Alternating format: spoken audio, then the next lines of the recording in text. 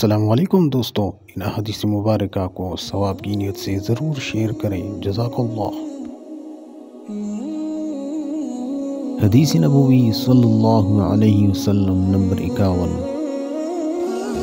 حضرت عبداللہ بن عمر رضی اللہ تعالی عنہ بیان کرتے ہیں، رسول اللہ صلی اللہ علیہ وسلم نے فرمایا، اللہ کے ساتھ شریک بنانا، والدین کی نافرمانی کرنا، قتل نفس اور جھوٹی قسم اٹھانا کبیرہ گناہ ہے۔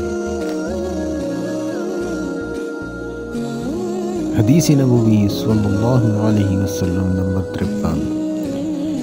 حضرت ابو ہریرہ رضی اللہ تعالی عنہ بیان کرتے ہیں، رسول اللہ صلی اللہ علیہ وسلم نے فرمایا، جس وقت زانی زنا کرتا ہے تو اس وقت مومن نہیں ہوتا، جس وقت چور چوری کرتا ہے تو اس وقت وہ مومن نہیں ہوتا، جب وہ شراب پیتا ہے تو شراب نوشی کے وقت وہ مومن نہیں ہوتا، جب لوٹنے والا لوٹتا ہے تو لوٹتے وقت مومن نہیں ہوتا، جب لوگ اسے دیکھ رہے ہوتے ہیں اور جب خیانت کرنے والا خیانت کرتا ہے تو وہ اس وقت مومن نہیں ہوتا۔ بس تم بچ جاؤ۔